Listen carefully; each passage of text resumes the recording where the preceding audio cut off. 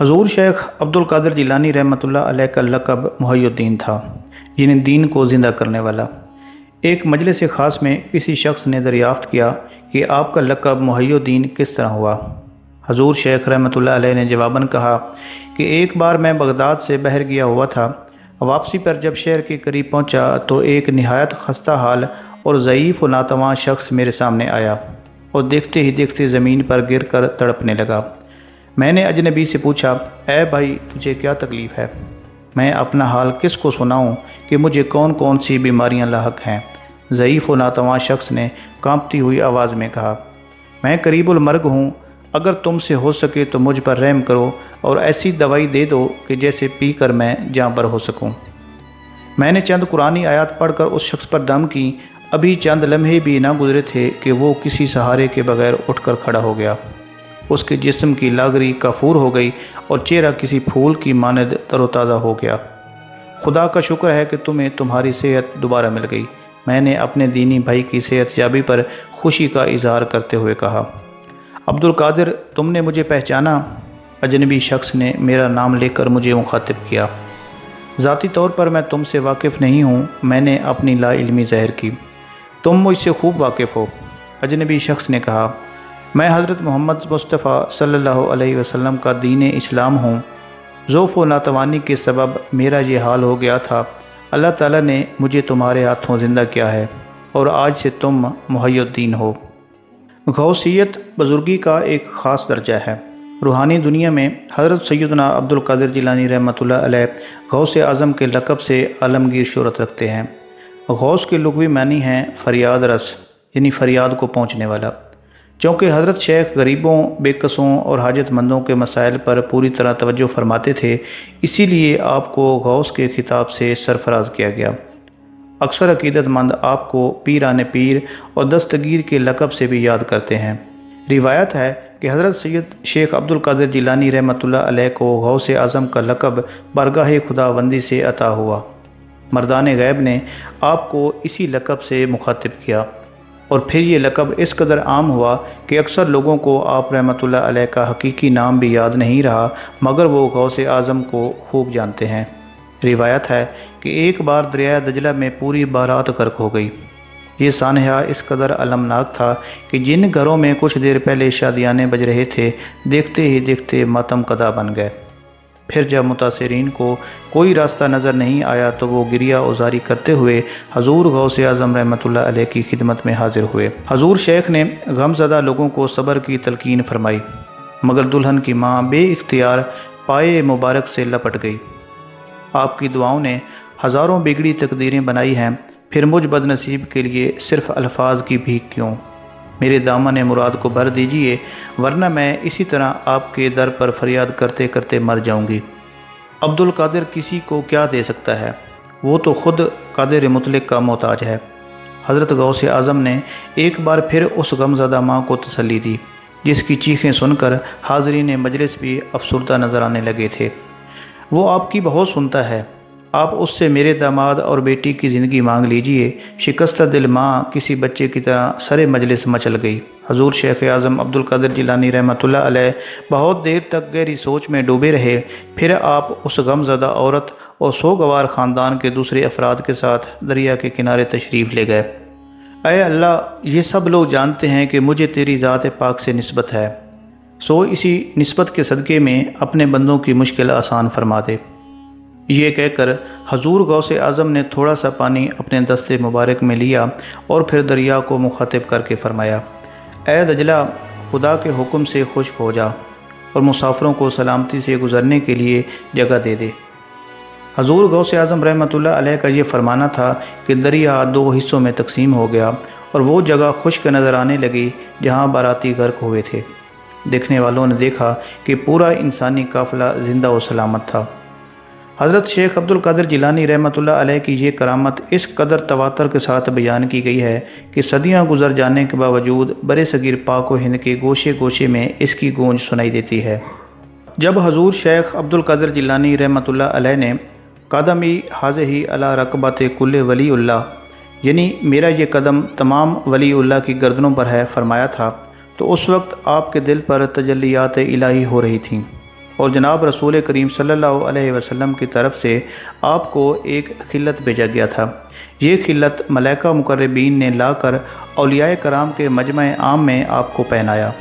اس وقت ملائکہ اور رجال الغیب آپ کی مجلس کے گردا گرد صف بصف ہوا میں اس طرح کھڑے ہوئے تھے کہ آسمان کے کنارے نظر نہیں آتے تھے۔ اس وقت روئے زمین پر کوئی ولی اللہ ایسا نہیں تھا جس نے اپنی گردن آپ کے لیے نہ جھکائی ہو۔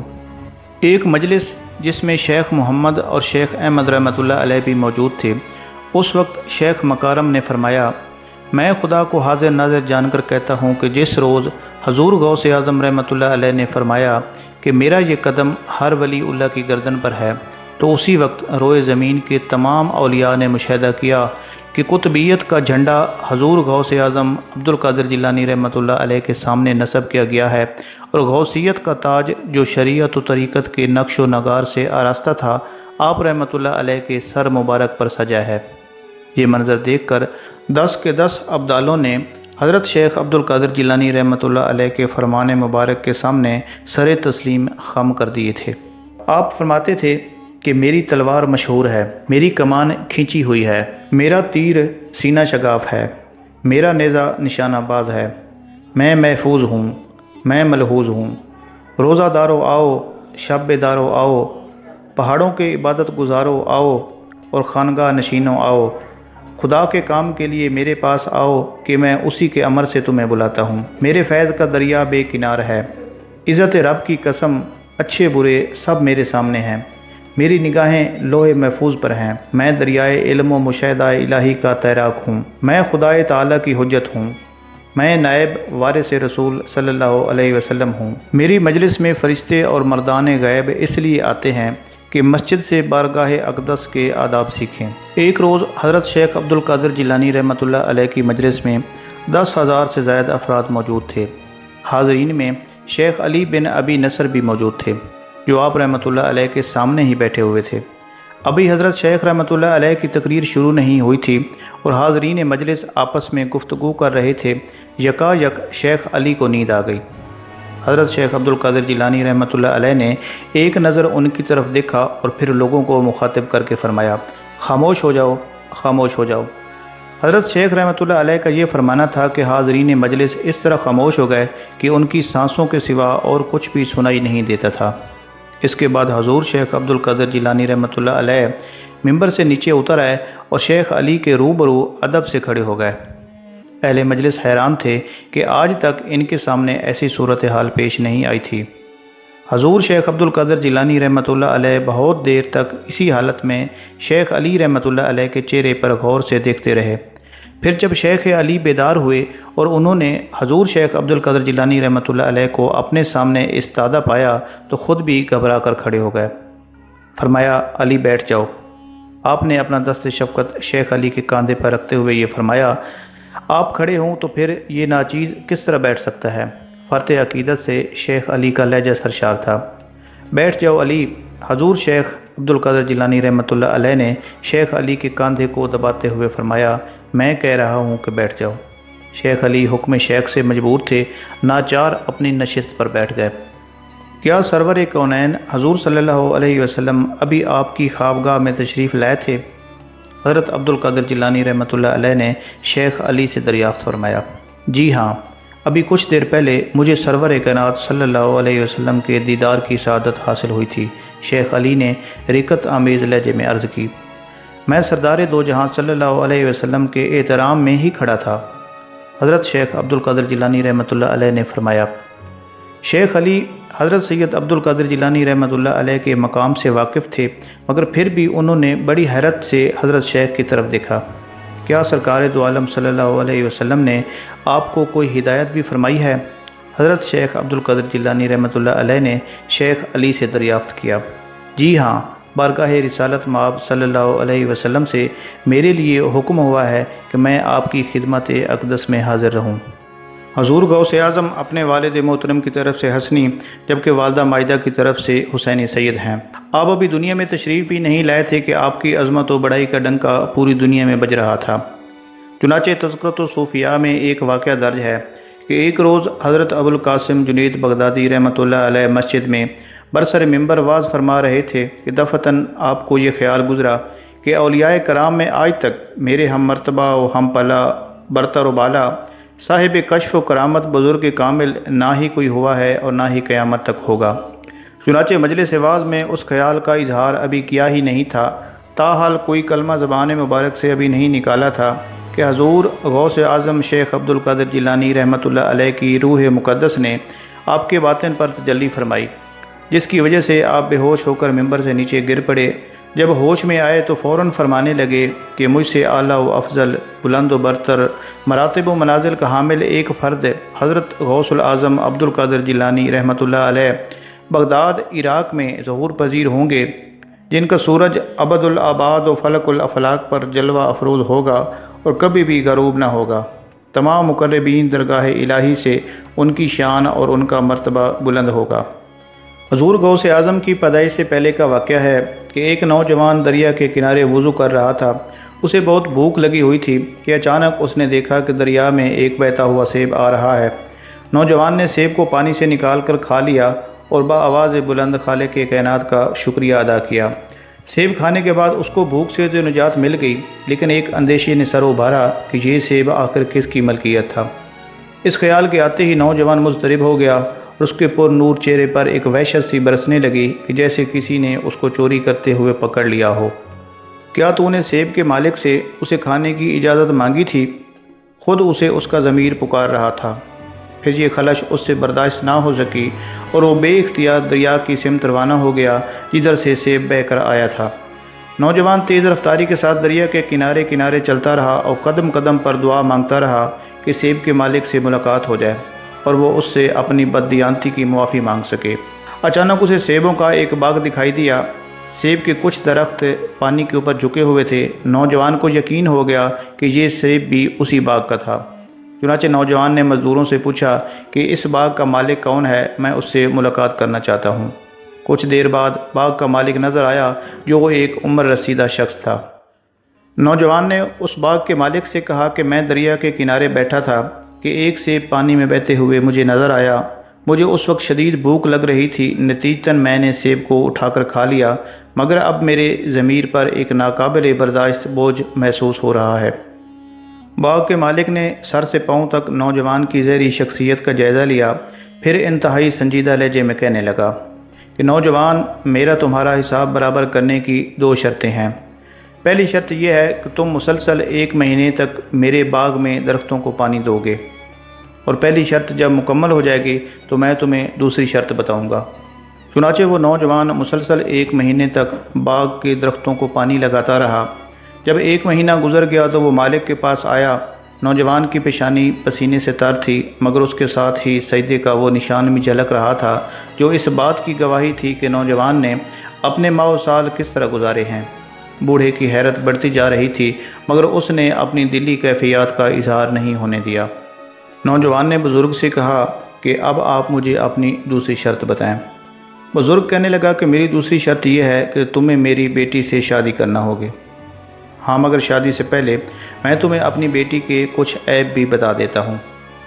ایک تو یہ ہے کہ میری بیٹی پیدائشی طور پر بدصورت ہے، جسے گردش تقدیر نے اپاہج اور اندھا بھی کر دیا ہے۔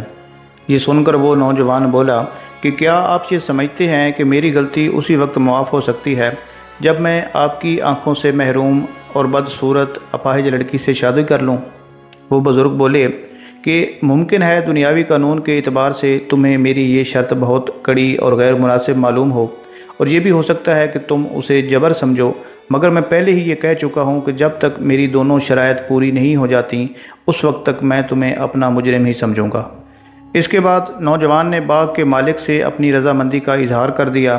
ایک باپ کی اس سے بڑی خواہش اور کیا ہو سکتی تھی کہ اس کی اپاہج، نابینا اور بدصورت بیٹی کو ایک خوبصورت نوجوان شوہر مل جاتا۔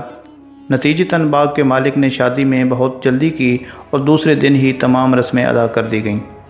جب نوجوان نے پہلی بار اپنی بیوی کو دیکھا تو گھبرا کر پیچھے ہٹ گیا، جیسے کوئی اور لڑکی اس کی خلوت گاہ میں موجود ہو۔ باغ کے مالک نے اپنی بیٹی کا جو حلیہ بیان کیا تھا، اجلا عروسی میں موجود لڑکی اس سے یکسر مختلف تھی۔ روشن آنکھیں، دست و پا سالم اور پر نور چہرہ، لڑکی کے نقش و نگار پر ملکوتی حسن کا گماں ہوتا تھا۔ نوجوان انتہائی سراسیمگی کے عالم میں باغ کے مالک اور اپنے خسر کو ڈھونڈتا ہوا اس کے پاس جا پہنچا۔ آپ نے اپنی دوسری شرط میں لڑکی کا جو زہری حلیہ بیان کیا تھا، میری بیوی اس کے مطابق نہیں ہے۔ نوجوان نے اپنی حیرت و پریشانی کا سبب بیان کرتے ہوئے کہا۔ باغ کا بوڑھا مالک نوجوان کی شدت اضطراب پر مسکرایا اور ایک شفیق باپ کی طرح بولا، اے میرے نیک بخت بچے، وہ تیری ہی بیوی ہے۔ خالق کائنات نے تجھے اس سخت آزمائش میں ثابت قدم رکھا اور اللہ صبر کرنے والوں کو ایسے ہی انعامات سے نوازتا ہے۔ فرزند، میں نے تم سے کوئی جھوٹ نہیں بولا۔ اپنی بیٹی کے بارے میں نے جو کچھ کہا تھا وہ حرف بحرف سچ ہے۔ میں نے جو کہا تھا کہ میری بیٹی بدصورت ہے، تو اس کا مطلب یہ ہے کہ میری بیٹی آج تک گھر سے باہر نہیں نکلی اور دنیا کی کوئی چیز اس پہ اثر انداز نہیں ہوئی اور دنیا کا کوئی رنگ اس کے اوپر نہیں چڑھا۔ میں نے یہ کہا تھا کہ میری بیٹی اندھی ہے، تو اس کا مفہوم یہ ہے کہ میں نے اسلامی طرز معاشرت کے مطابق اس کی پرورش کی ہے۔ وہ اب تک کسی نامحرم کے سامنے نہیں آئی اور آئندہ بھی نامحرم کے لیے اس کی آنکھیں بے نور ہی رہیں گی۔ وہ اپاہج یوں ہے کہ اس کے قدم آج تک کفر و گناہ کے کوچے تک نہیں گئے۔ اب تم یہ بتاؤ کہ کیا میں نے غلط کہا تھا؟ اپنے خسر کی یہ بات سن کر نوجوان حیرت زدہ رہ گیا۔ پھر وہ اپنے کمرے کی طرف چلا گیا جہاں ایک پاک باز دوشیزہ اپنے شوہر کا انتظار کر رہی تھی۔ محترم سامعین و ناظرین، باغ کے یہ مالک مشہور صوفی بزرگ حضرت سید عبداللہ صومعی رحمۃ اللہ علیہ تھے۔ ان کا سلسلہ نسب 13ویں پشت میں سیدنا امام حسین سے مل جاتا ہے۔ حضرت سید عبداللہ بڑے زاہد اور پرہیزگار انسان تھے۔ ممنوعہ ایام کے علاوہ روزے رکھتے اور ساری رات عبادت الہی میں مصروف رہتے۔ چنانچہ حضرت سیدنا عبداللہ صومعی رحمۃ اللہ علیہ کی ہزاروں کرامات مشہور ہیں۔ حضرت سید عبداللہ صومعی رحمۃ اللہ علیہ کی دختر کا خاندانی نام فاطمہ تھا۔ کنیت ام الخیر اور لقب امت الجبار تھا۔ یہ اپنے وقت کی بہت بڑی عابدہ اور زاہدہ تھیں، اور جس نوجوان سے سیدہ فاطمہ رحمۃ اللہ علیہ کی شادی ہوئی تھی وہ اپنے عہد کے نامور بزرگ حضرت سید ابو موسیٰ صالح رحمۃ اللہ علیہ تھے، اور انہی عالی مرتبت ماں باپ کی روشن ترین نشانی غوث اعظم سیدنا شیخ عبد القادر جیلانی رحمۃ اللہ علیہ تھے۔ محترم ناظرین، خدا قادر مطلق بھی ہے اور بے نیاز بھی۔ وہ بت پرستوں میں پیغمبر پیدا کرتا ہے اور پیغمبر کی نسل میں منکر و نافرمان اولادیں۔ یہ اس کی قدرت کی عجیب مثال ہے، ورنہ عام طور پر جب اللہ اپنے کسی مخصوص بندے کی تخلیق کرتا ہے تو اس کے لیے ایک ایسی زمین بھی ہموار کر دیتا ہے جس میں دنیا کی بہترین فصل پیدا ہو سکے۔ ایک نوجوان جو اپنے عہد شباب میں پرہیزگاری کے اعلیٰ ترین منصب پر فیض تھا، غوث اعظم رحمۃ اللہ علیہ اسی مرد پاک باز کے فرزند تھے، ایسے فرزند کے جس پر ماں باپ ہی نہیں سارا عالم اسلام ناز کرتا تھا، اور یہ سلسلہ ناز ابھی ختم نہیں ہوا ہے۔ 850 سال گزر جانے کے باوجود اس مجلس ادب میں گناہ گاروں کا تو ذکر ہی کیا، ہر دور کا بڑے سے بڑا ولی بھی خوف سے لرزتا ہوا داخل ہوتا ہے۔ غوث اعظم رحمۃ اللہ علیہ صحیح النسب سید تھے۔ والد محترم کی طرف سے 12ویں پشت میں آپ رحمۃ اللہ علیہ کا سلسلہ حضرت سیدنا امام حسن رضی اللہ تعالی عنہ سے مل جاتا ہے، جبکہ ہم یہ پہلے ہی بتا چکے ہیں کہ اپنی والدہ کی طرف سے آپ کا نسب 13ویں پشت میں سیدنا امام حسین سے مل جاتا ہے۔ آپ رحمۃ اللہ علیہ رمضان المبارک کی پہلی تاریخ کو دنیا میں تشریف لائے۔ اسی رات آپ رحمۃ اللہ علیہ کے والد محترم حضرت سید ابو صالح نے حضور اکرم صلی اللہ علیہ وسلم کو خواب میں دیکھا۔ سرور کونین صلی اللہ علیہ وسلم اپنے صحابہ کرام اور اولیاء عظام کے ساتھ تشریف لاتے ہیں اور فرما رہے ہیں کہ اے ابو صالح، تجھے اللہ نے فرزند صالح عطا کیا ہے، وہ میرے بیٹے کی مانند ہے اور اولیاء میں اس کا مرتبہ بہت بلند ہے۔ آپ رحمۃ اللہ علیہ کی پیدائش کی رات ایک عجیب و غریب واقعہ پیش آیا۔ معتبر مورخین نے لکھا ہے کہ اس رات پورے شہر میں جس قدر بھی بچے پیدا ہوئے وہ سب کے سب لڑکے تھے۔ پھر وہ تمام لڑکے جوان ہو کر ولایت کی منزل تک پہنچے۔ آپ رحمۃ اللہ علیہ کی والدہ مائدہ فرماتی ہیں کہ عبد القادر رمضان المبارک میں پیدا ہوئے اور انہوں نے پورے مہینے دن کے وقت دودھ نہیں پیا۔ دوسرے سال گہرے بادل ہونے کی وجہ سے رمضان المبارک کا چاند نظر نہیں آیا اور لوگ شبے میں پڑ گئے کہ آخر قرب و جوار کے چند لوگوں نے حضرت شیخ عبد القادر جیلانی رحمۃ اللہ علیہ کی والدہ مائدہ سے دریافت فرمایا کہ سیدہ، کیا تمہیں رؤیت ہلال کی کوئی خبر ہے؟ تو جواب میں سیدہ نے یہ فرمایا کہ آج میرے عبد القادر نے خلاف عادت دن کے وقت دودھ نہیں پیا ہے، اس لیے میں سمجھتی ہوں کہ آج پہلا روزہ ہے۔ کچھ دن بعد معتبر شہادتوں سے اس بات کی تصدیق ہو گئی کہ دوسرے شہروں میں رمضان المبارک کا چاند نظر آ گیا تھا۔ پھر یہ بات دور دراز کے علاقوں میں بھی مشہور ہو گئی کہ سادات عجم میں ایک مبارک بچہ پیدا ہوا ہے جو رمضان المبارک میں دن کے وقت دودھ نہیں پیتا۔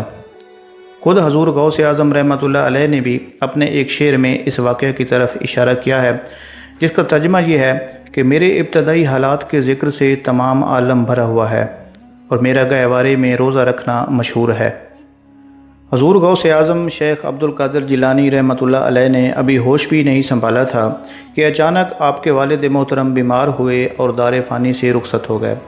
اکثر اولیاء کرام کی زندگی میں یہ قدر مشترک پائی جاتی ہے کہ وہ بچپن ہی سے سایہ پدری سے محروم ہو جاتے ہیں، اور پھر مادہ پرست لوگ یہ سمجھتے ہیں کہ ان یتیم بچوں کی زندگی کیسے گزرے گی اور دنیا میں کون ان کا پرسان حال ہوگا۔ مگر ایک وقت یہ بھی آتا ہے کہ جب یہی بچے، بے سہارا بچے، ساری دنیا کا محور و مرکز ہوتے ہیں۔ بڑے بڑے شاہان وقت ان کے آستانے پر کاسہ سوال لیے کھڑے رہتے ہیں۔ قدرت کی اسی رسم خاص کے مطابق حضرت شیخ عبد القادر جیلانی رحمۃ اللہ علیہ بھی بچپن میں یتیم ہوئے، لیکن ابھی آپ کے نانا حیات تھے۔ حضرت سید عبداللہ رحمۃ اللہ علیہ نے آپ کو اپنی آغوش محبت میں لے لیا اور اپنے محبوب نواسے کی تعلیم و تربیت جاری رکھی۔ حضور غوث الاعظم کا بچپن بھی دوسرے بچوں سے بالکل مختلف تھا۔ آپ کو دوسرے بچوں کے کھیلوں اور مشغلوں سے کوئی دلچسپی نہیں تھی، پھر بھی اگر کبھی بشری تقاضوں سے مجبور ہو کر دوسرے بچوں کی طرف متوجہ ہوتے تو ایک غیبی صدا آپ رحمۃ اللہ علیہ کا تعاقب کرتی کہ اے بابرکت بچے میری طرف لوٹا۔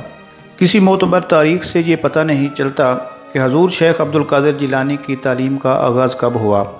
پھر بھی ایک مستند روایت موجود ہے جس سے یہ اندازہ ہوتا ہے کہ آپ 10 برس کی عمر میں حصول علم کی غرض سے مکتب تشریف لے جایا کرتے تھے۔ اس روایت کی بنیاد ایک مشہور واقعہ ہے۔ ایک بار حضور شیخ عبد القادر جیلانی رحمۃ اللہ علیہ سے پوچھا گیا کہ آپ کو اپنے ولی ہونے کا علم کب ہوا؟ جواب میں حضور شیخ نے فرمایا کہ جب میں 10 برس کا تھا تو اپنے شہر کے مکتب میں پڑھنے جایا کرتا تھا۔ راستے میں مردان غیب میرے پیچھے پیچھے چلتے دکھائی دیتے تھے۔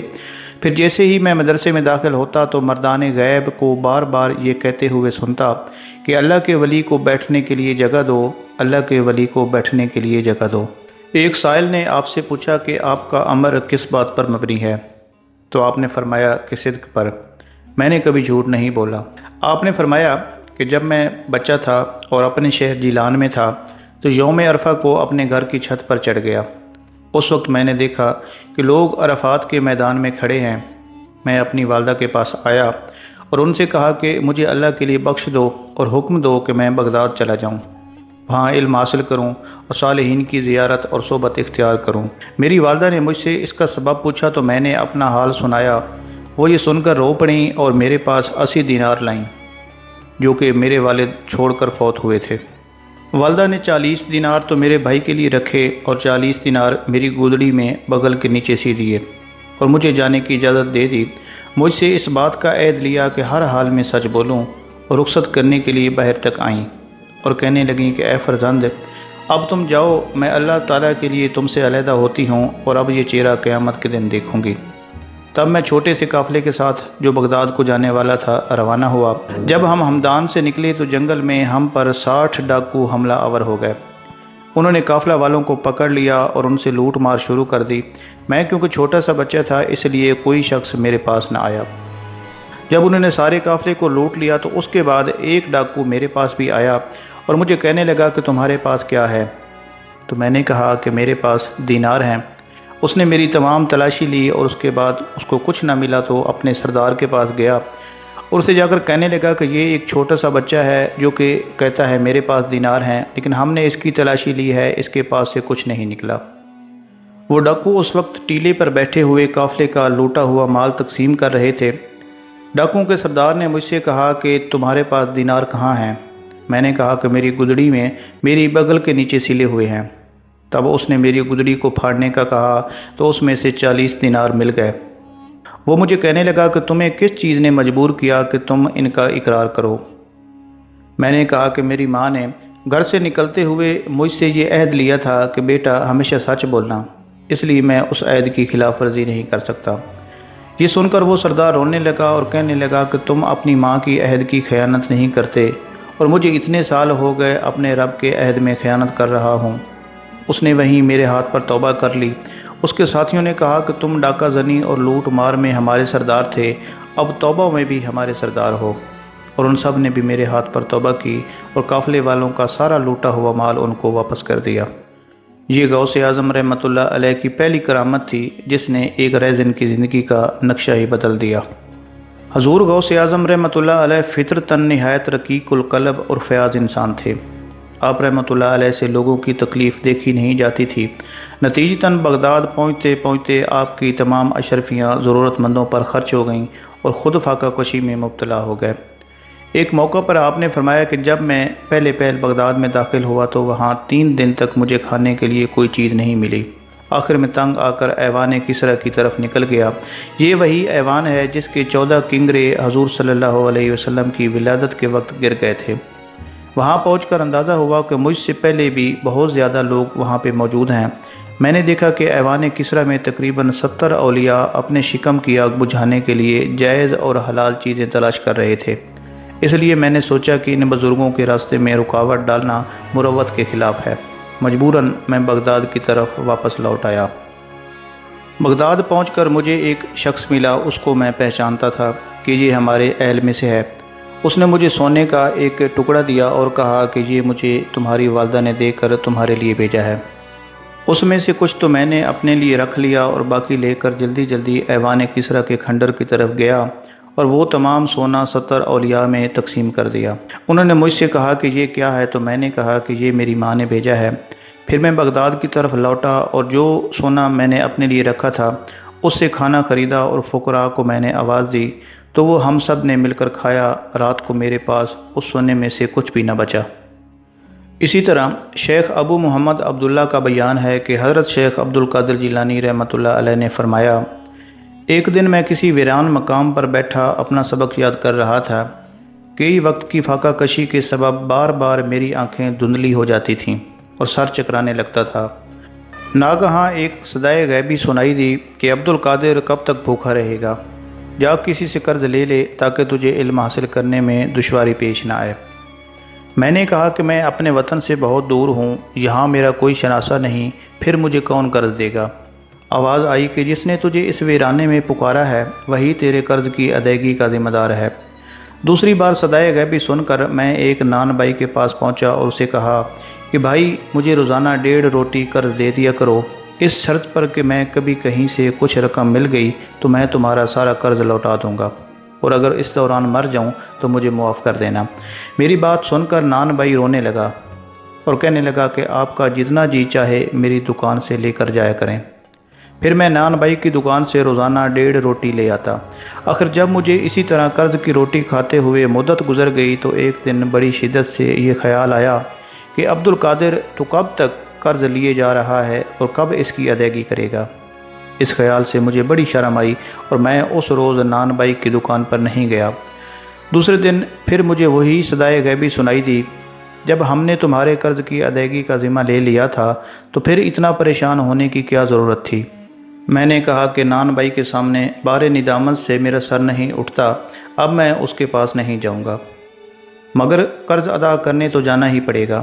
غیبی آواز نے مجھے مخاطب کیا، قرض کہاں سے ادا ہوگا؟ میں نے حیران ہو کر کہا، زمین و آسمان میں سارے خزانے اللہ کے ہیں اور وہی تمہارا قرض بھی ادا کرے گا۔ فلاں مقام پر چلے جاؤ اور وہاں تمہیں جو کچھ ملے اس سے نان بھائی کا سارا قرض ادا کر دینا۔ آخر میں حیرت میں ڈوبا ہوا اس مقام پر پہنچا جس کی صدائے غیبی نے اشارہ کیا تھا۔ قدرت نے ایک بار پھر میری دستگیری فرمائی۔ وہاں زمین پر سونے کا ایک چمکتا ہوا ٹکڑا اسی طرح پڑا تھا جیسے وہ میرا ہی انتظار کر رہا ہو۔ میں نے اس ٹکڑے کو اٹھایا اور پھر نان بھائی کے حوالے کر دیا۔ نان بھائی نے محبت سے مسکراتے ہوئے پوچھا کہ میاں اتنی جلدی کی کیا ضرورت تھی؟ حضور شیخ اعظم شیخ عبد القادر جیلانی رحمۃ اللہ علیہ فرماتے ہیں کہ میں اپنی طالب علمی کے زمانے میں اساتذہ سے سبق لے کر جنگل کی طرف نکل جایا کرتا تھا۔ پھر بیابانوں میں دن ہو یا رات، آندھی ہو یا موسلادھار بارش، گرمی ہو یا سردی، اپنا مطالعہ جاری رکھتا۔ اس وقت میں اپنے سر پر ایک چھوٹا سا امامہ باندھتا اور معمولی کپڑے کا جبہ پہنتا تھا۔ کئی دن فاقے سے گزر جاتے تھے، پھر دریائے دجلہ کے کنارے اگنے والی ترکاریاں کھا کر شکم کی آگ سرد کرتا۔ کبھی کبھی یہ ترکاریاں بھی ہاتھ نہ آتیں، کیونکہ بھوک کے مارے ہوئے دوسرے کئی فقراء بھی ادھر کا رخ کر لیا کرتے تھے۔ ایسے موقع پر مجھے شرم آتی تھی کہ میں درویشوں کی حق تلفی کروں، مجبوراً وہاں سے چلا جاتا اور اپنا مطالعہ جاری رکھتا۔ پھر نیند آتی تو خالی پیٹ ہی کنکریوں سے بھری ہوئی زمین پر سو جاتا۔ حضور غوث اعظم رحمۃ اللہ علیہ اپنے اسی زمانہ طالب علمی کے بارے میں فرماتے ہیں، میں زمانے کی جن سختیوں سے دوچار ہوا انہیں برداشت کرتے کرتے پہاڑ بھی پھٹ جاتا۔ یہ تو اس ذات بے نیاز کا کام ہے کہ میں باعافیت ان خارزاروں سے گزر گیا۔ ناظرین، شیخ عارف حروی رحمۃ اللہ علیہ سے روایت ہے، فرماتے ہیں کہ میں نے حضرت شیخ محی الدین عبد القادر جیلانی رحمۃ اللہ علیہ کی 40 سال تک خدمت کی، سو میں نے دیکھا کہ وہ ہمیشہ عشاء کے وضو سے نماز فجر ادا فرماتے، اور جب آپ بے وضو ہوتے تو اسی وقت وضو کر لیتے۔ آپ طویل قیام کرتے اور اس میں قرآن شریف کی تلاوت کرتے، یہاں تک کہ رات کا دوسرا حصہ بھی گزر جاتا۔ پھر مراقبہ اور مشاہدہ میں طلوع فجر کے قریب تک متوجہ ہو کر بیٹھے رہتے، پھر دعا مانگتے، عاجزی اور نیاز میں لگے رہتے، اور آپ کو ایسا نور ڈھانپ لیتا تھا کہ آپ اس میں نظر سے غائب ہو جاتے تھے، اور میں ان کے پاس یہ آواز سنتا تھا، السلام علیکم، اور آپ اس کا جواب دیتے تھے، اور یہاں تک کہ اس کے بعد فجر کی نماز کے لیے چلے جاتے۔ شیخ ابی بکر حریمی سے روایت ہے کہ فرماتے ہیں، میں نے حضرت شیخ محی الدین عبد القادر جیلانی رحمۃ اللہ علیہ سے سنا، آپ رحمۃ اللہ علیہ نے فرمایا کہ میں عراق کے جنگلوں میں 25 سال تک تنہا پھرتا رہا، نہ میں مخلوق خدا کو پہچانتا تھا اور نہ وہ مجھے پہچانتی تھی۔ میرے پاس رجال الغیب اور جن آیا کرتے تھے، میں ان کو اللہ کا طریق پڑھایا کرتا تھا۔ دنیا اور اس کی خوبصورتیاں میرے پاس عجیب شکلوں میں آتیں، لیکن مجھ کو میرا پروردگار اس کی طرف توجہ کرنے سے بچاتا۔ شیطان میرے پاس مختلف شکلوں میں آتے، لیکن خدا تعالی مجھے ان پر قوت دیتا۔ میرا نفس میرے سامنے کبھی ایسی صورت میں ظاہر ہوتا اور میرے سامنے عاجزی کرتا، جو آپ کی مرضی ہو وہی کروں گا، اور کبھی مجھ پر غلبہ کی کوشش کرتا، مگر خدا تعالی مجھے اس پر فتح دیتا۔ میں شروع حال میں مجاہدہ نفس کا کوئی طریقہ اختیار کرتا تو اس کو لازم کر لیتا اور اس کو گلے سے لگاتا، پھر اس کو جذب کر لیتا۔ اسی طرح میں مدتوں مدعین کے ویرانوں میں رہا اور اپنے نفس کو مجاہدات کی طریق پر لگائے رکھا۔ آپ فرماتے ہیں کہ میں کرخ کے میدانوں میں برسوں رہا ہوں، اس میں سبز بوٹیوں کے سوا میری اور کوئی غذا نہ تھی اور مجھے کوئی پہچانتا نہ تھا، مگر یہ کہ لوگ مجھ کو بہرا، بے وقوف اور دیوانہ سمجھتے تھے۔ میں کانٹوں میں ننگے پاؤں پھرتا تھا، نفس مجھ پر اپنے ارادہ میں کبھی غالب نہیں ہوا اور نہ کبھی دنیا کی زینت نے مجھ کو عجب میں ڈالا۔ آپ فرماتے تھے کہ میں رات دن جنگ میں رہا کرتا تھا اور بغداد کی طرف نہیں آتا تھا۔ شیطان میرے پاس صفیں باندھ کر پیدل اور سوار آیا کرتے، ان کے پاس طرح طرح کے ہتھیار ہوتے، مجھ سے لڑتے اور مجھ کو آگ کا شہاب مارا کرتے تھے۔ سو میں اپنے دل میں اللہ کے فضل سے ایسی ثابت قدمی پایا کرتا تھا جس کی تعبیر نہیں ہو سکتی، اور اپنے باطن سے یہ آواز سنتا تھا جو مجھے یہ کہتی تھی کہ اے عبد القادر، تو ان کے مقابلے میں کھڑا ہو جا، کیونکہ ہم نے تم کو ثابت قدم بنایا ہے اور تم کو مدد دی ہے۔ پھر میں ان کے پیچھے دوڑتا تو وہ سب میرے دائیں بائیں بھاگ جاتے اور جہاں سے آتے تھے وہیں چلے جاتے۔ انتہائی سخت مشقت اور ریاضت کے بعد حضور شیخ عبد القادر جیلانی رحمۃ اللہ علیہ نے ذی الحجہ 1496 ہجری میں علم قرأت، علم تفسیر، علم حدیث، علم فقہ، علم کلام، علم نعت، علم ادب، علم نحو، علم عروض، علم مناظرہ، علم تاریخ اور علم انساب کی تکمیل کی۔ اس وقت آپ رحمۃ اللہ علیہ کی عمر مبارک 26 سال تھی۔ یہ بھی حضور غوث اعظم رحمۃ اللہ علیہ کی ایک زندہ کرامت ہے کہ آپ نے صرف 26 سال میں یہ سارے علوم حاصل کر لیے۔ پھر جب آپ رحمۃ اللہ علیہ نے فتویٰ دینا شروع کیا تو علماء ظاہر کی صفوں میں ہلچل مچ گئی۔ ان علماء کا یہ کہنا تھا کہ 26 سالہ نوجوان علم شریعت کی گہرائیوں کو نہیں سمجھ سکتا۔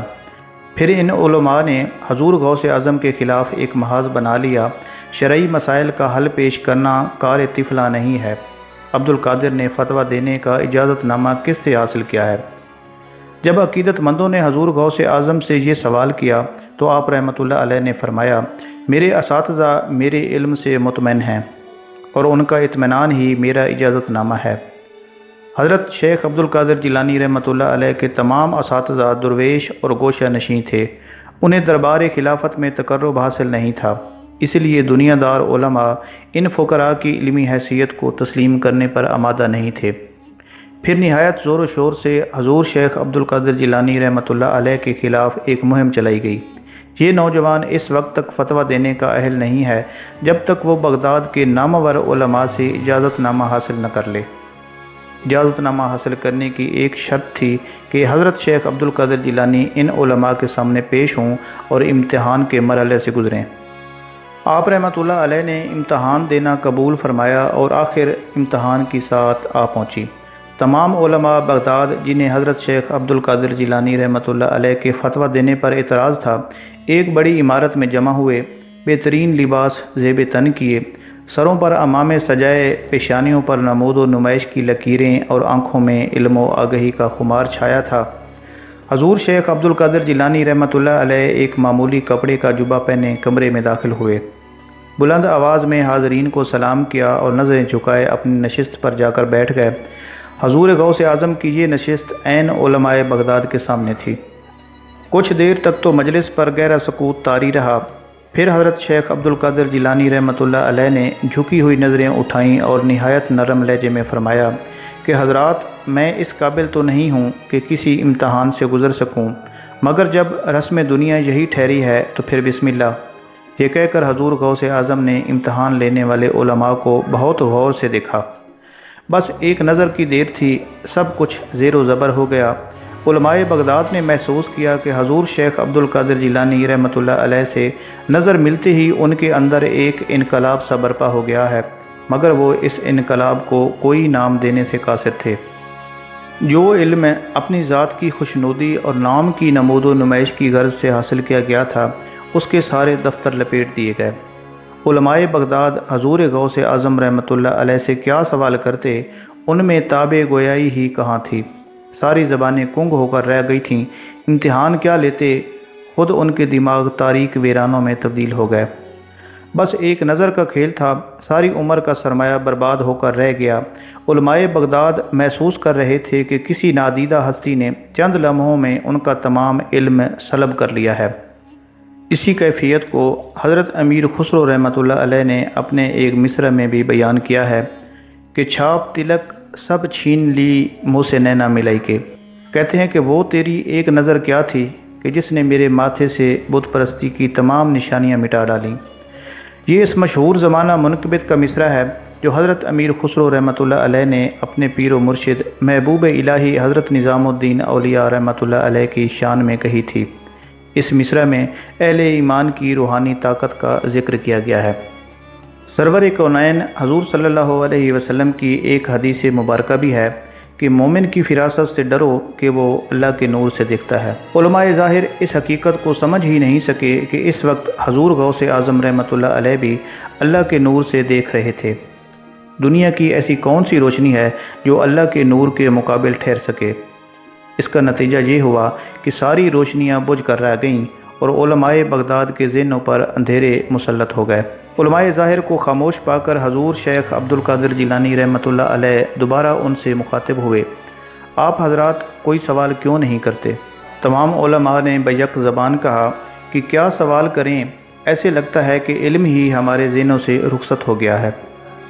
پھر اجازت دیجیے کہ مجھے دنیا میں اور بھی کام ہیں۔ یہ کہہ کر حضور غوث اعظم رحمۃ اللہ علیہ اٹھ کھڑے ہوئے۔ تم کہاں جا رہے ہو عبد القادر؟ ہمارا علم تو ہمیں لوٹا دو۔ علماء بغداد گریہ وزاری کرنے لگے۔ ہم تو ایک خالی مشکیزہ ہو کر رہ گئے ہیں، دماغ کے سارے سوتے خشک ہو گئے ہیں۔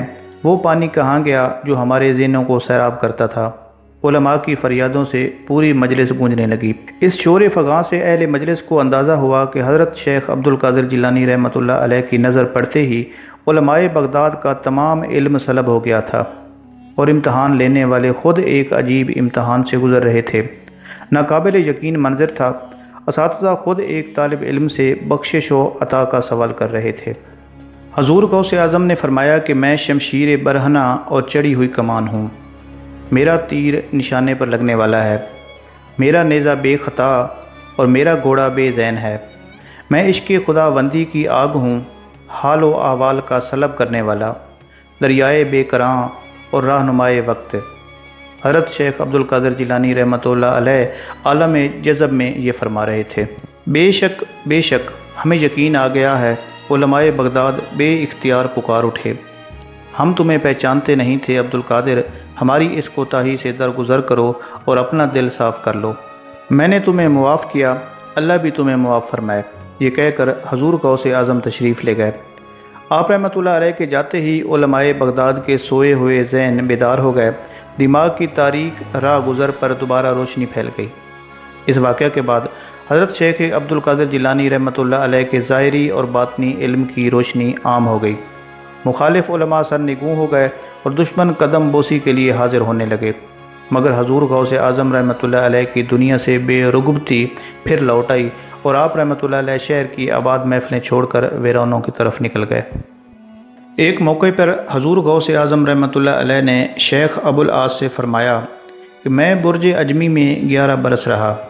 ایک دن میں نے یہ عہد کیا کہ جب تک کوئی اپنے ہاتھ سے کھانا نہیں کھلائے گا میں اس وقت تک نہ کھانا کھاؤں گا نہ پانی پیوں گا۔ چنانچہ بھوک اور پیاس کے عالم میں کئی دن گزر گئے۔ پھر ایک روز ایک شخص کھانا لایا اور میرے سامنے رکھ کر چلا گیا۔ بھوک کی شدت اس قدر تھی کہ میرا نفس مجھ پر غالب آنے لگا۔ پھر میں کھانے کی طرف ہاتھ بڑھانے ہی والا تھا کہ مجھے اپنا عہد یاد آ گیا۔ میں نے اپنے نفس کو مخاطب کر کے کہا کہ چاہے میری موت ہی واقع کیوں نہ ہو جائے مگر میں عہد نہیں توڑوں گا۔ ابھی برج میں میرے الفاظ کی گونج باقی تھی کہ ایک اور چیخ سنائی دی، ہائے بھوک، ہائے بھوک۔ یہ میرے نفس کی آواز تھی مگر میں نے اس کی مطلق پرواہ نہ کی۔ اسی دوران میرے پیر و مرشد حضرت شیخ ابو سعید رحمۃ اللہ علیہ داخل ہوئے۔ عبد القادر یہ کیا چیز ہے؟ پیر و مرشد نے میرے نفس کی چیخیں سن کر فرمایا۔ میں نے عرض کی کہ یہ میرے نفس کا اضطراب ہے مگر روح اپنے مالک کے ذکر میں مشغول ہے اور اسے قرار حاصل ہے۔ اس کے بعد پیر و مرشد مجھے اپنے گھر لے گئے اور اپنے ہاتھ سے کھانا کھلانے لگے، یہاں تک کہ میں نے خوب سیر ہو کر کھانا کھایا۔ حضور شیخ عبد القادر جیلانی رحمۃ اللہ علیہ جس قدر نفس کشی کرتے، شیطان اسی شدت سے آپ کے تعاقب میں لگا رہتا۔ شیطانی مکر و فریب کے بارے میں حضور غوث الاعظم نے اپنے مشاہدات بیان کرتے ہوئے فرمایا، شیاطین ہیبت ناک صورتوں میں مسلح ہو کر قطار در قطار میرے سامنے آتے اور مجھ پر آگ پھینکتے، میں اپنے خدا کی پناہ مانگتا اور پھر تائید غیبی سے وہ آگ بجھ جاتی۔ ایک بار ایک نہایت بدصورت شخص میرے پاس آیا، اس کے جسم سے بو آ رہی تھی۔ میں نے اسے بندہ خدا سمجھ کر اپنی ناپسندیدگی کا اظہار نہیں کیا ورنہ اس کا وجود میرے لیے ناقابل برداشت تھا۔ عبد القادر، معرفت کے شہنشاہ ہوتے ہوئے تم اس ویرانے میں کہاں بھٹک رہے ہو؟ اس کری المنظر شخص نے مجھے مخاطب کرتے ہوئے کہا، تم مجھے کیسے پہچانتے ہو؟ مجھے حیرت تھی کہ اس ویرانے میں یہ شناسہ کہاں سے آ گیا۔ مجھ سے زیادہ تمہیں کون پہچانے گا؟ وہ بدصورت شخص بڑے مکروہ انداز میں ہنسا کہ میں ابلیس ہوں اور تمہیں مبارکباد دینے آیا ہوں۔ میں اس کی طرز تخاطب سے سنبھل گیا، وہ مجھے اسیر کرنے کے لیے مکر و فریب کا نیا جال لے کر آیا تھا۔ میں نے کہا کہ کیسی مبارکباد؟ مجھے اور میرے گروہ کو تم نے اپنی پرہیزگاری سے عاجز کر دیا ہے، اس لیے میں اپنی شکست تسلیم کرتا ہوں اور کچھ دن میں تمہاری خدمت میں حاضر رہنا چاہتا ہوں۔ میں نے کہا کہ یہاں سے دور ہو جاؤ بد نصیب، مجھے تمہاری پرہیزگاری نے نہیں خدا کی قدرت نے عاجز کیا ہے۔ میرا اتنا کہنا تھا کہ ایک غیبی ہاتھ نے اس کے سر پر ایک کاری ضرب لگائی اور وہ زمین میں دھنس گیا۔ پھر وہی شیطان میرے پاس آیا اور آگ کے شعلوں سے میرے ساتھ جنگ کرنے لگا۔ اس کے حملے بہت خطرناک تھے۔ میں نے گھبرا کر اپنے رب کو پکارا۔ یکایک اس ویرانے میں ایک شہ سوار نمودار ہوا، اس نے تلوار میری طرف بڑھائی جسے دیکھتے ہی شیطان بھاگ گیا۔ تیسری بار وہی شیطان مجھے پھر نظر آیا مگر اس وقت وہ مجھ سے دور بیٹھا گریہ وزاری میں مشغول تھا اور اپنے سر میں خاک ڈال رہا تھا۔ مجھے کہنے لگا کہ عبد القادر، اب میں تجھ سے بالکل مایوس ہو چکا ہوں۔ میں نے فوراً کہا کہ ملعون، یہاں سے چلا جا، میں تجھ سے ہمیشہ ڈرتا رہتا ہوں۔ پھر اس نے میرے گرد بہت سے جال بچھا دیے۔ یہ کیا ہے؟ میں نے اس سے پوچھا۔ یہ وسوسوں اور اندیشوں کے جال ہیں، جن کے ذریعے ہم تم جیسے لوگوں کو شکار کرتے ہیں۔ حضور غوث اعظم رحمۃ اللہ علیہ کے حوالے سے شیطان کے مکر و فریب کا ایک اور اہم واقعہ اسلامی تصوف کی دنیا میں بہت مشہور ہے۔ اس واقعہ کو تمام معتبر تذکرہ نگاروں نے پوری تفصیل سے بیان کیا ہے۔ حضور غوث اعظم کے صاحبزادے حضرت شیخ ضیاء الدین رحمۃ اللہ علیہ کی روایت ہے کہ ایک مجلس میں والد محترم نے مجھ سے یہ فرمایا، ایک بار دوران سیاحت میں ایک ایسے جنگل کی طرف نکل گیا جہاں آب و دانے کا نام و نشان نہیں تھا۔ مجھے کئی دن تک پانی کا ایک قطرہ بھی میسر نہیں آیا۔ پیاس کی شدت اس قدر بڑھی کہ میں نیم جاں ہو کر رہ گیا۔ پھر میں نے بیچارگی کے عالم میں آسمان کی طرف دیکھا، یکا یک بادل کا ایک ٹکڑا اٹھا اور میرے سر پر آ کر برسنے لگا۔ میں نے اپنی پیاس بجھائی اور اپنے پالنے والے کا شکر ادا کیا۔ پھر اسی رات میں ذکر الہی میں مشغول تھا کہ اچانک میرے چاروں طرف تیز روشنی پھیل گئی۔ میں نے گھبرا کر دیکھا، زمین سے لے کر آسمان تک نور ہی نور تھا۔ مجھے یقین آ گیا کہ میری ریاضت قبول ہو گئی ہے، کیونکہ میں نے آج تک ایسی نورانی فضا نہیں دیکھی تھی۔ ابھی میں دل ہی دل میں اللہ کا شکر ادا کر رہا تھا کہ اس نور سے ایک پرجلال آواز پیدا ہوئی، عبد القادر، ہم تیری عبادت سے بہت خوش ہوئے۔ تمام عمر جسے تلاش کیا تھا، آج وہی ذات پاک مجھ سے ہم کلام تھی۔ میں جواب میں کچھ عرض کرنا چاہتا تھا، مگر جذبات کی شدت نے مجھ سے قوت گویائی چھین لی تھی۔ نوید ہو تجھے کہ تو نے ہماری رضا حاصل کر لی۔ نور سے دوبارہ وہی پرجلال آواز ابھری۔ اس بار بھی میں نے کچھ عرض کرنا چاہا، مگر زبان میرا ساتھ نہ دے سکی۔ عبد القادر، میں تیرا پروردگار ہوں۔ تیسری بار وہی صدا سنائی دی، میں نے تیری عبادت سے خوش ہو کر تجھ پر حرام چیزیں بھی حلال کر دی ہیں۔ اس طرز کلام نے مجھ پر دہشت طاری کر دی، اور میں سمجھ گیا کہ یہ کیسی روشنی ہے اور اس کے پر سے پردہ کون ہے۔ لا حول ولا قوت الا باللہ العلی العظیم، میں نے با آواز بلند پڑھا۔ پھر میری آواز کی گونج ختم ہوتے ہی ساری روشنی زائل ہو گئی اور ہر طرف اندھیرا پھیل گیا۔ اب میرے سامنے ایک قریء المنظر شخص کھڑا تھا۔ مجھے دیکھ کر مسکرایا اور بڑے عجیب سے لہجے میں بولا، افسوس، میرا یہ وار بھی خالی گیا۔ میں نے اپنی اس تدبیر سے سینکڑوں اولیاء کو گمراہ کیا ہے، مگر عبد القادر، تو نے اپنے علم کی وجہ سے اپنے آپ کو بچا لیا، ورنہ آج راندہ درگاہ ہو جاتا۔ میں نے دوبارہ لا حول پڑھی اور ابلیس سے مخاطب ہو کر کہا کہ دور ہو جاؤ مردود، تو ایک لمحے کے لیے بھی فریب و مکر سے باز نہیں آتا۔ چلتے چلتے بھی وار کر رہا ہے۔ میں اپنے علم کی وجہ سے نہیں، بلکہ خدا کے فضل و کرم کے سبب تیرے فتنے سے محفوظ رہا ہوں۔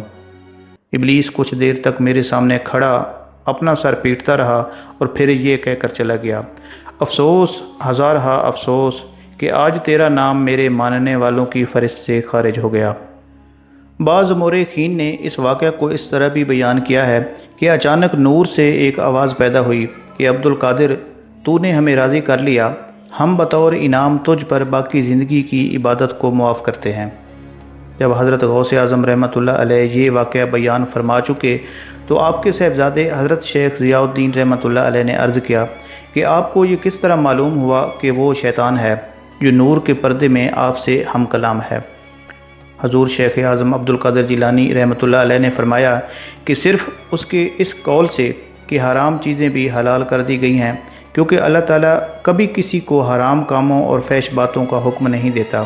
دوسری روایت کے مطابق آپ رحمۃ اللہ علیہ نے اپنے صاحبزادے کے سوال کا جواب دیتے ہوئے فرمایا، جب اللہ نے اپنے بڑے سے بڑے رسول پر عبادت معاف نہیں کی تو پھر عبد القادر کی کیا حیثیت ہے؟ بس اسی بات سے میں نے پہچانا کہ وہ شیطان کے سوا اور کوئی نہیں ہو سکتا۔ شیخ فقی عبد الفضل جیلی رحمۃ اللہ علیہ کہتے تھے کہ میں شیخ عبد القادر جیلانی رحمۃ اللہ علیہ کے ساتھ مدرسہ نظامیہ میں تھا کہ ان کے پاس فقیہہ اور فقراء جمع تھے۔ آپ قضاء و قدر میں ان سے گفتگو کر رہے تھے۔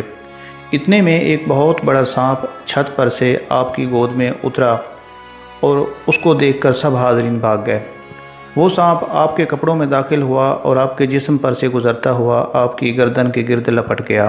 اب اس سانپ کے ہونے کے باوجود آپ نے اپنا کلام جاری رکھا اور اپنے جلسے سے نہیں اٹھے۔ پھر وہ سانپ زمین پر اتر گیا اور آپ کے سامنے دم پر کھڑا ہو گیا۔ اس سانپ نے آپ سے کلام کیا اور آپ نے بھی اس سے کلام کیا، جس کو ہم میں سے کوئی بھی نہ سمجھ سکا۔ جب سانپ وہاں سے چلا گیا تو لوگ آپ کی خدمت میں آئے اور انہوں نے آپ سے پوچھا کہ سانپ نے آپ سے کیا کہا اور آپ نے سانپ کو کیا جواب دیا؟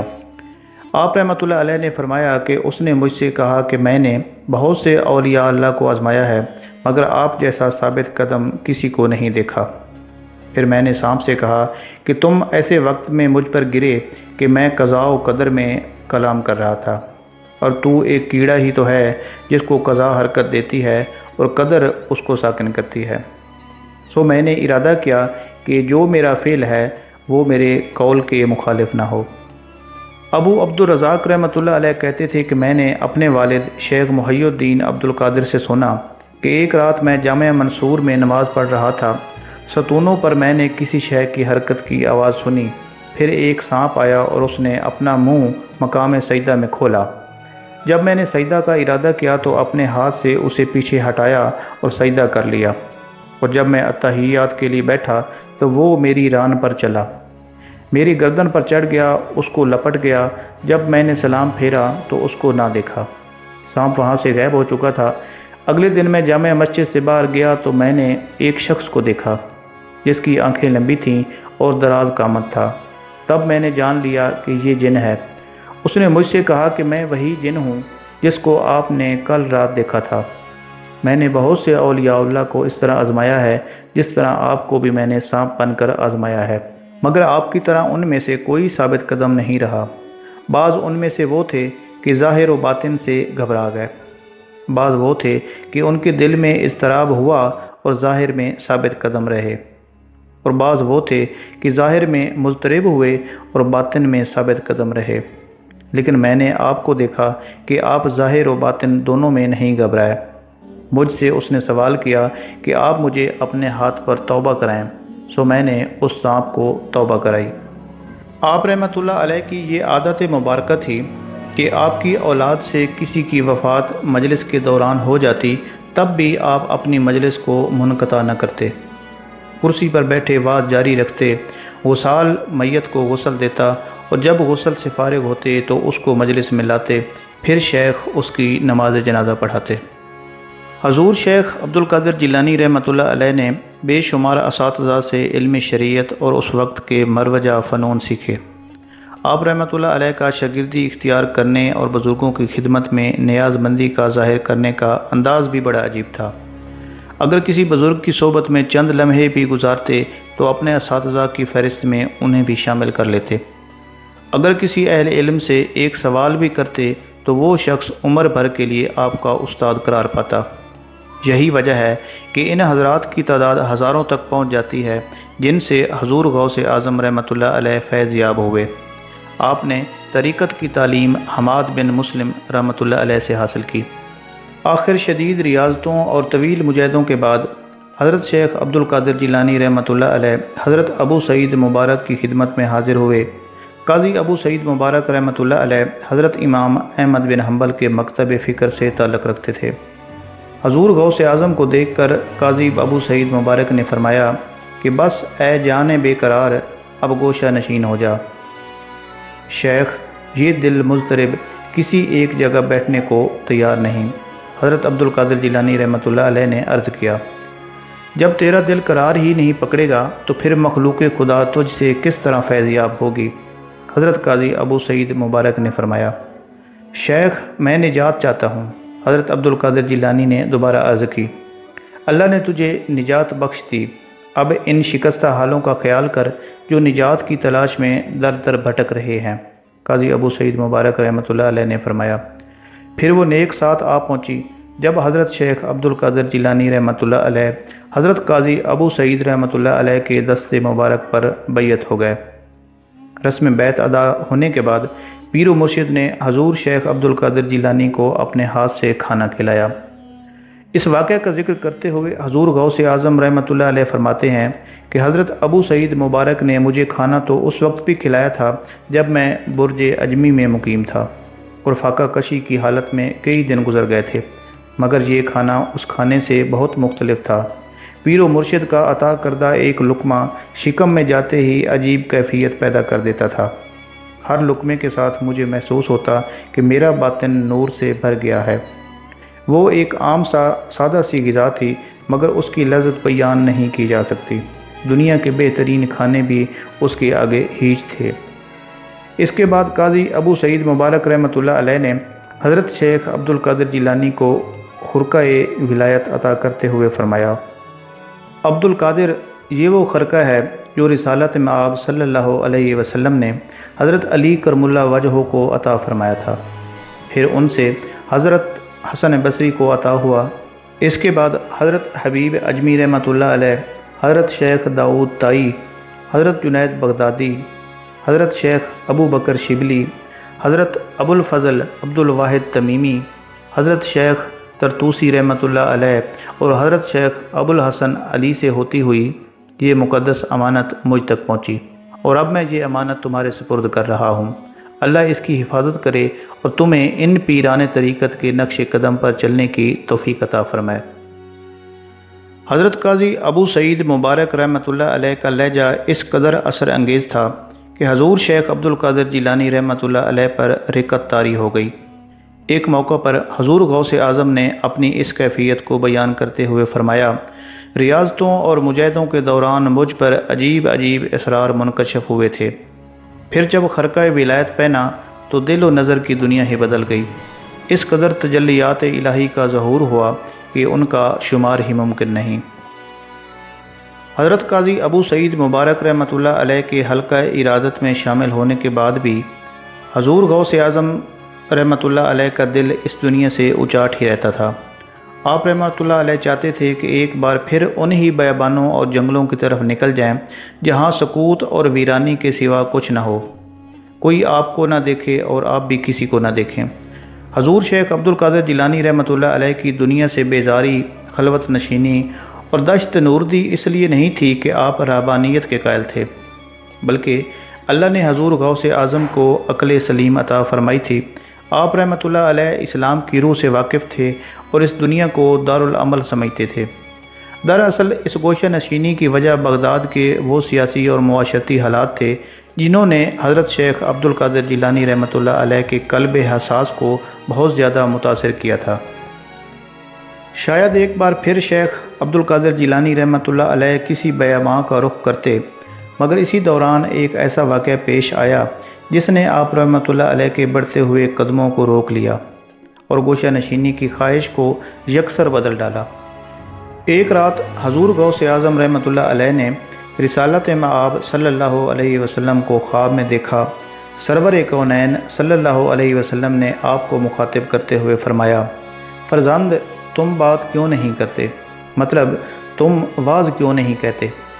تو حضور شیخ عبد القادر جیلانی رحمۃ اللہ علیہ نے عرض کیا کہ آقا، میں اجمی ہوں، فصاحِ عرب کے سامنے کس طرح اپنی زبان کھول سکتا ہوں؟ حضور اکرم صلی اللہ علیہ وسلم نے فرمایا: اچھا، اپنا منہ کھولو۔ حضور شیخ عبد القادر جیلانی نے آقا کے حکم پر عمل کیا۔